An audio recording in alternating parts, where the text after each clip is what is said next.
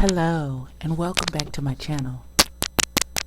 Is this thing on? Hold on, it's not screwed in. Let's see. Is this thing on? Testing, are we recording? Welcome back to my channel. This is Evie with Evie Reviews and welcome to a Petty Mike review. So today we're going to be reviewing and recapping Real World Homecoming LA Season 2 episode number 4. This review might be extra petty and rude because of the microphone. That's what we're going to blame it on. Let's get into it, shall we? Can we talk about continuity and confusion for just a second? So at the end of episode 3, which I just reviewed like the day before yesterday, so I know I be having forgetfulness spots where I forget stuff because it's been so long, but this just happened the day before yesterday. But they was just emptying the house of all the liquor. So they were on this. It was the night before. David had been drinking and he filled his water bottle up with gin instead of water. And he'd been asking for drinks all night, and everybody seems to think that he has a drinking problem to the point where they pack up all the liquor and take it out of the house. The next day, they're going on a yacht. No mention is ever made of them taking the liquor out of the house, them supposedly having an intervention for David and his drinking. Now it's yacht time. What the hell is happening? Maybe they're going to have the intervention on the yacht. Maybe he's going to get crazy on the yacht. And then they're really going to be like, okay, so we put it off because we got the yacht invitation. But now this is too much and we're going to do the intervention on. We'll see. Let's see what happens. I don't know. Because this seems crazy to me. That y'all had this whole thing and y'all were so concerned.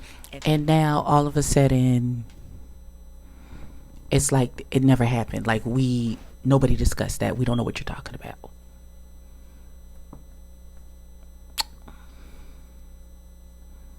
Okay, well let's see what happens, y'all. Let's see what happens. Okay, and we're back. A lot transpired in these last 10-15 minutes, but they're on the yacht and they're talking, and Irene goes into this long dissertation about how when she first got on the show, she came on as an engaged woman, but nobody knew that she had already been married before. She married in divorce. She married right out of high school. Apparently, she's been married 4 times. She's 4 husbands. 4. And the last one is the charm. He is the magical one. And they're renewing their vows on this lovely yacht. And John is going to officiate. Here's where the petty comes in. So, Beth says, I'm a little confused. Hold on, because that's super sweet. But John is like my best friend. And so much so that in 2008, when I got married, I asked him to officiate my union. He told me no. And I'm just trying to figure out, why is it okay for you to officiate Irene's wedding on the show, but you wouldn't do it for me, your friend, in real life? No TV, no cameras, no nothing. That's not okay. But it's okay to be on national TV doing it for Irene. Not gonna lie, I'm kind of on Beth's side with this one. Like, what? How you my homie, my road dog? I asked you literally to officiate my wedding. You legit told me no. But you gonna do it now for her? Listen, I'm not mad. I would legit be in my feelings about this. Like, I thought we was better than this. What the hell? What the hell, friend? And then once this dinner situation was over with, I would politely tap him on his shoulder. Let me holler at you in the corner for a second, player. 'Cause what the hell? Let's see how it plays out. 'Cause you know Beth ain't gonna let shit go. So let's see what happens. Oh, I'm so glad I got the petty mic for this. So we go back to the table. We gonna let this John and Beth thing lie right for a second because they left it lie. And Beth S., who is in recovery from drugs and alcohol, says, "Oh, I'm just gonna get up for a minute." And she says, Oh, she said she was real polite with it. She didn't make a scene, nothing. She says, oh, I'm just going to pop up from the table for a second. And she gets up and she removes herself. And the other Beth A follows her over there. And she's like, are you okay? Is everything all right? And she was like, yeah, it's just that David is smoking and he's blowing it directly in my face. And, I'm in recovery and I just would prefer not to have secondhand inhalation. So I just removed myself. It's fine. I'll be back there in a minute. And she was like, yeah, well, I don't want to smell that shit either. Rightfully so. So Beth A goes back to the table and she says to him, she wasn't rude or nothing. She says, hey, do you mind not smoking while we're all sitting here at the table? Your weed or vape or whatever. And he was like, it's tobacco. She was like, okay, cool, whatever it is. Would you mind not smoking at the table? And he was like, well, my daughter told me to watch out for you because you're. First of all, when you are the only smoker, I don't know if you're the only smoker, but I think Tammy smokes as well. Normally, when you're in mixed company like that, the appropriate thing to do would be to ask before you start blowing smoke, is it okay if I smoke? Or 9 times out of 10, people just know, get up from the table. You're on a whole fucking yacht. Take 2 steps to the left and you're out in the open air. Vape it up to your heart's content, beloved. Don't blow smoke in people's faces. It's not that difficult. Like, why are you getting an attitude? And then they want to flash back, talk about calling Beth A the original Karen. Which, okay. Listen, you can lay that at her feet. I don't have an issue with that. But everything is not a common courtesy. Asking someone, please don't, if you could. Everything is not a Karen moment. I know everybody's looking for a viral, get a Karen moment. But asking for common courtesy when you're in mixed company of smokers and non-smokers is not a Karen moment. Not at all. Okay, Tammy to the rescue. So, Irene, the Beths are sitting there and Tammy comes. Well, first of all, it goes left with Beth A and David. David immediately takes offense. He's calling her Karen. Karen, leave me alone, Karen. Karen, why you bothering me? Ba ba ba ba ba. And ain't nobody said nothing to Tammy when she was smoking. And then they cut to a clip of Tammy smoking.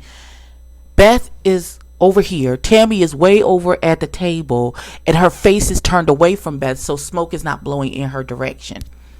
Cut to this thing with the Beths, Irene, and Tammy comes to sit down. Irene goes to get some wine. So Tammy is trying to get to the bottom of what happened. So she asked them, are y'all just picking with David? Because I'm a smoker too and nobody has said anything to me. And Beth very clearly explains, we haven't said anything to you because we haven't had to, because you're respectful. When we were all in the car earlier, you were holding your cigarette out the window. When you were smoking, you were blowing it out the window. So it's not to intrude on anybody in the car. Not so with David. David is blowing smoke directly in our direction. He's not rolling the window down or whatever.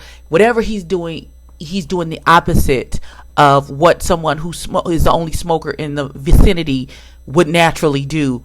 Be respectful of the people, especially when you're trapped in a car. Be respectful of the people in the car. Maybe ask, is it okay if I smoke? I'm going to roll down the window. I'll blow the smoke out the window so it doesn't intrude on anybody.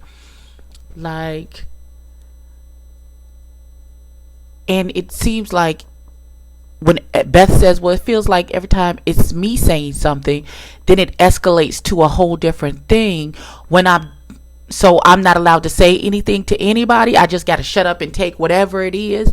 And my feelings don't get taken into account because I'm a white woman. Is that what's happening here? I'm kind of on her side with this one. It's just common courtesy. This is not, oh, she feels entitled to make you do X, Y, and Z, or blase, bloom, blue, blue. That's not what's happening here. This is just common courtesy and etiquette that's done in mixed company.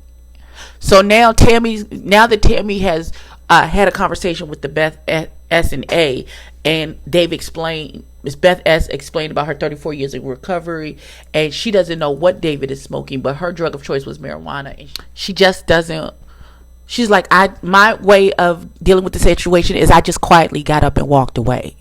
I didn't speak to it at all. I just, because I know my triggers and I don't want to impose my stuff on anyone else, I just quietly got up and walked away from the table. That was my way of dealing with it.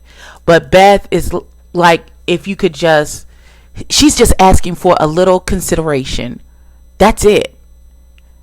Not you can't smoke or ew, how nasty, why would you do. No, hey, if you mind not smoking while we're all at the table, you know, it's not that difficult. But because it's her, he immediately took offense. Now Tammy's finna go talk to David, and I feel like this is gonna go left, even though she has good intentions. We're gonna see. Tammy tried. She tried so hard. Tammy tried so hard. She legit did. But as soon as she went to have a conversation with, he went left. She couldn't even get out the words, you know, I just talked to the Beths, and, you know, I just want you to be sure that you're okay with what happened, and like nobody was trying to attack you. And he was like, well, I just don't trust that bitch. And he was like, she was like, it just, he was like I'm the only one vaping. Like, nobody said you were the only one. You're the inconsiderate one about the smoking and vaping, but nobody said you were the only one. So in an effort to make sure that you're good, he just went completely left. If Tammy was trying to talk, Tammy never raised her voice. She didn't get nasty with him.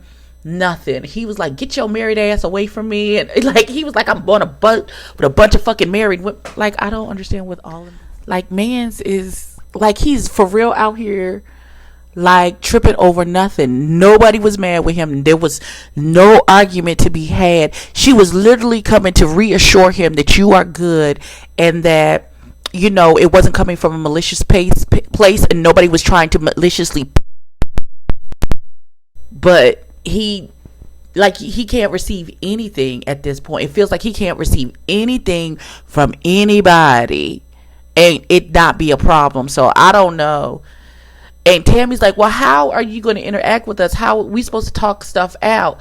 And how are we going to do that if you don't want to interact with anyone? And then he just went left, and was, I don't know. If they're going to do an intervention, that ain't going to work, because he's not receptive to anything at all. So I don't know.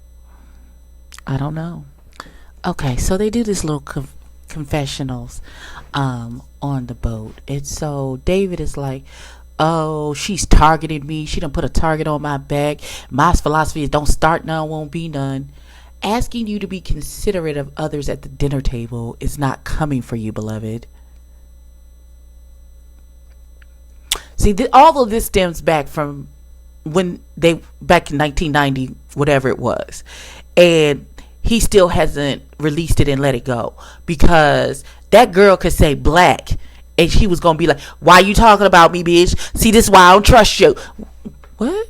I just said the table was black. What are you talking about? Like, it doesn't matter what Beth S says, because of what happened before. It doesn't matter if she has good intentions or not. He not with it. He's not understanding it. He feels everything is an attack for her to jump on. Yikes. Okay, so the editing for this is just all over the place. So we're now talking about Irene's renewal vow ceremony situation. So Beth brings up the fact, Beth A.S. whatever her the drama one. She brings up the fact that she was like, because Irene was like, so you did all this planning? She's like, yeah, me and my husband, we've been married for 13 years. And Irene was like, so were you stressed out with the planning? You saw how I was. So how did the planning and stuff go? She was like, I was sad because, you know, I asked John to officiate my ceremony and he told me no, he couldn't do it. He didn't even come to the wedding. And John goes into this explanation, which if he was truly her friend, there was a way around this whole situation, but we'll get there in a second. He was like, well, I was new. I had never done one before. And I talked to my mentor who was a pastor at the time, and I told him, and I was like, oh, my friend wants me to officiate her wedding. And he was like, oh, okay, so who is this friend? And he was like, oh, is someone I did the show with. And he was like, oh, okay. And he's like, so she lives in LA? And he was like, yeah. And he was like, well, I don't think you should do that because you don't know her husband and you don't know if this union is ordained by God. So here's the thing, because yes and no. When I got married, it was the person that we asked to marry us, we knew through a friend. The person that I wanted to officiate my wedding was very ill and could not do it. So, and that was somebody who'd known me from a child. So, we had to find someone else to replace her. And so we had to go through a couple of pre-wedding sessions with this before he would agree to officiate our wedding. I don't understand why he couldn't have done that. Like, you could have gotten on like a conference call at that time. Y'all could have got on three-way calling. Y'all could have got on a phone call. You could have had some conversations with him, and then maybe had an in-person session once you got there, to make sure that you were okay officiating the wedding. It just didn't have to be a hard and fast no. And while I understand where he was coming from, again, you could have done some different things. But Beth S is really in her feelings, which is causing her to kind of be a jerk to Irene, because she keeps saying, well, Irene been married 4 times. Why is it okay for you to officiate her situation? But my one wedding that I had one time and been married. And this girl who's been married 4 times to 4 different dudes, and so she's renewing the vows with the most recent husband, and that's okay for you to officiate, and that, like, you feel like it's ordained by the Lord. But me, your friend, not so much. So I understand her hurt. She didn't have to throw Irene under the bus like that. And again, I say she should have took him to the side. She should have. Let me holler at you, player. Again, I say, yikes. So let's see what subject they jump to next. Hopefully they stay on topic and timeline with Irene's renewal vow, because everything is jumping everywhere. Well, we gonna see. Not them telling Beth from her place of legit hurtness, build a bridge and get over. Not build a bridge and get over it. Yeah, we know your feelings are hurt and you were devastated by this.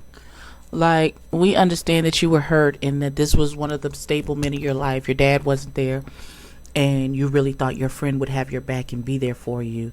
So, not only build a bridge and get over it, but take this extra stab wound of him saying, well, I didn't know if you had a relationship with God. That's another reason why I didn't want. What? Wow.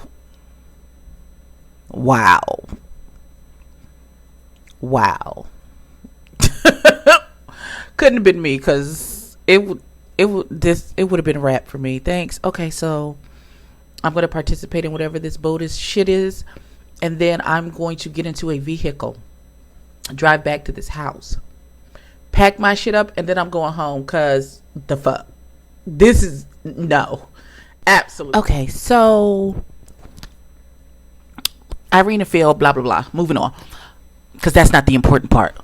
We get to the dinner for this situation, and Glenn was like, oh, well, it's been very difficult for me, and even though we've been having conversations that have nothing to do with it, I feel triggered.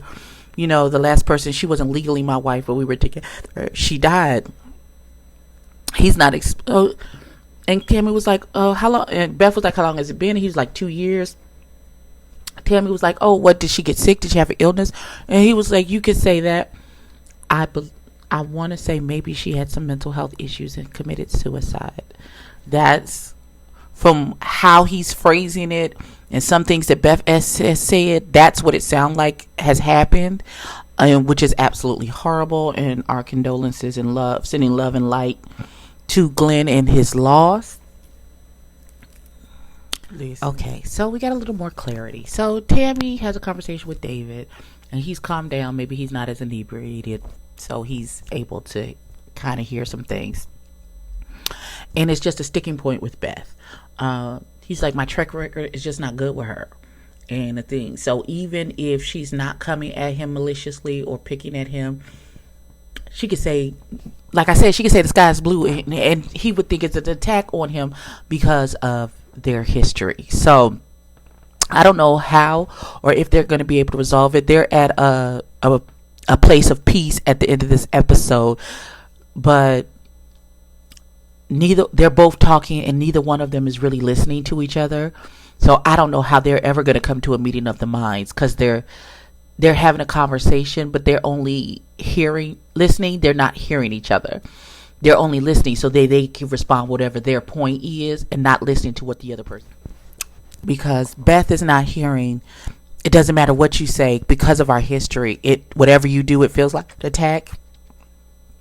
And David is not hearing Beth saying, I wasn't trying to attack you. I was just asking you to be a little bit more considerate. Neither one of them can hear each other. So we're going to see what happens. That's how the episode ended. Like, comment, and subscribe. Denny, what did you think of this one? Have you seen it yet? What's happening? I'm waiting for your dissertation, beloved. Like, comment, and subscribe. Tell a friend to tell a kid, and I'll catch you in the next one. Peace.